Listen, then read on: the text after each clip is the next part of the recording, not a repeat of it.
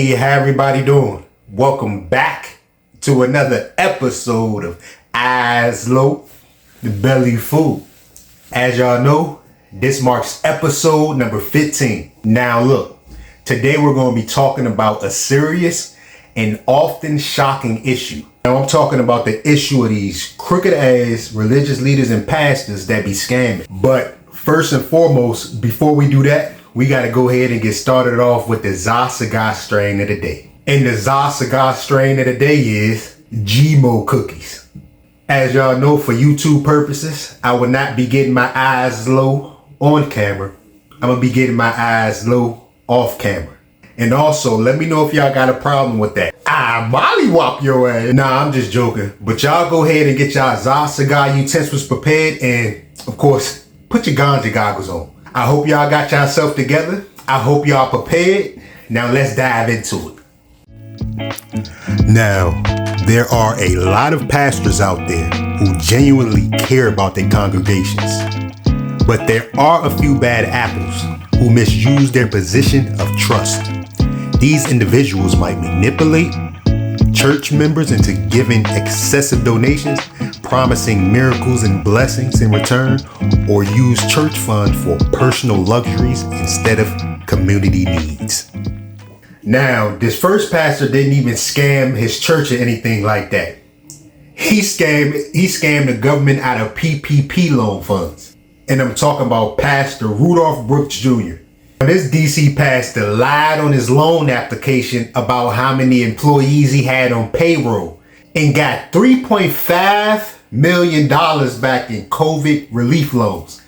And guess what his crooked ass did with it? He went and bought 39 cars, a Baltimore home for about $150,000 or something like that. And he spent over $300K on personal expenses. What the hell you need 39 cars for? What, you trying to build a clubhouse? Now, this next pastor, Pastor Bishop Lamar Whitehead, this New York pastor was just recently sentenced to 9 years in prison for fraud. And he's definitely a repeated offender. Y'all might remember him from when some dudes ran up in his church and robbed him on a Sunday service for his jewelry and things of that nature. You know, they called him the Bling Bishop. Now, this bishop was often saw walking around in all types of expensive designer clothes, Louis Vuitton, Hermes, Fendi, all types of shit. And he often was also seen riding around in one of the most expensive cars in the world, a Rolls Royce. And even sometimes you've seen him with certain celebrities and people in political power. Antenna started to go up about where that money came from, right? Come to find out, the Bling Bishop, full of shit. They say he even had the nerve to scam a 50-year-old church member, one of his own church members, out of $50,000, promising her some type of return on some type of investment. Even the lady came to his Sunday service in front of everybody. I'm talking about in front of cameras and everybody, and openly accused him of being a scam artist, a fraud, a con artist, or whatever. And look how he reacted. Take pictures and they want to be on social media. Take the pictures. Take the pictures. As she walks past Bishop Whitehead, he appears to grab her from behind and they move off camera. Now, he said he attacked this woman because she was allegedly going towards his wife and his family or whatever. Let me tell you what I would have done. I would have grew my toenails out for about 2 to 3 months, right? And I would have went to one of the Sunday services completely barefooted. You feel me? And I would have walked my barefooted ass right up to the altar and told Bishop Whitehead that I'm going through some things and I need to be prayed over. And then as soon as he said, let us bow our heads, I would have kicked him in his goddamn face with one of them crusty dogs. Nah, but anyways, he was found guilty of fraud, extortion, and some other stuff. And he got a 9-year sentence. Now, the last pastor we're going to talk about, Pastor Keon Henderson. Right? Y'all might know him as the person who married Shaquille O'Neal's ex-wife. There was a hurricane, I believe Hurricane Beryl, hit Houston, Texas, and pretty much messed up this man's church, right? Pastor Keon Henderson got online, got on video, and said that God gave him a vision that he could get the church back together in 21 days, right? So he decided to get on video and ask his members, his 2,100 members, can they donate $2,100 each in 21 days so they could get the church back up and running. Now, I know I ain't the smartest man in the world, but from over here, it looked like churches should have some goddamn insurance through the state or something like that, right? 2,100 members, $2,100 each. They say that's roughly around $4.4 million or something like that.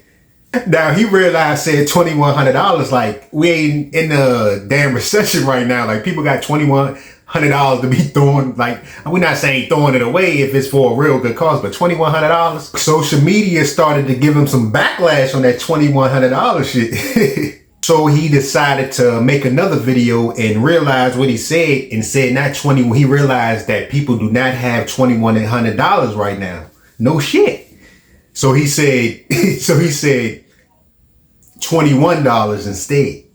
He tried to whip your ass. Nah, all jokes aside, but I am getting hungry. My eyes low. Now it's time to get my belly full, baby.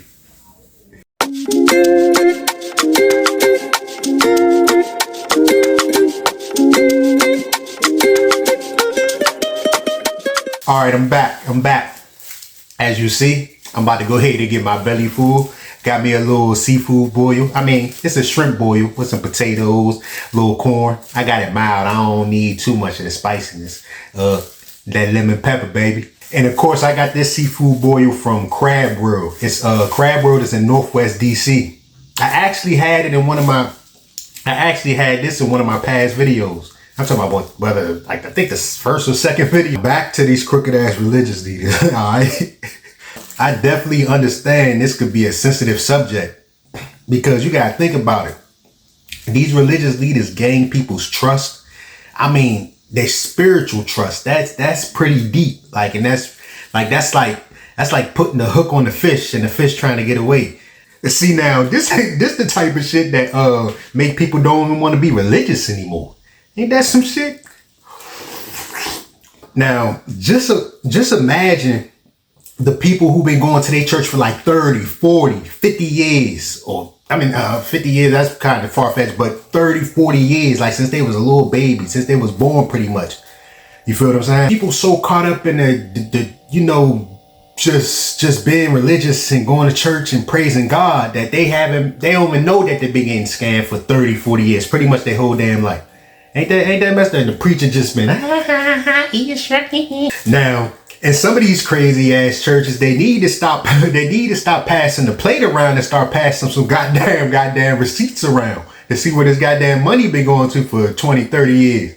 And if y'all see any mishaps on them goddamn receipts, the whole church need to jump the goddamn pastor too. You hear me? In the name of the Lord. Praise the.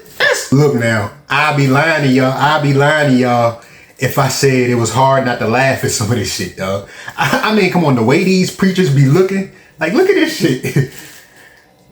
They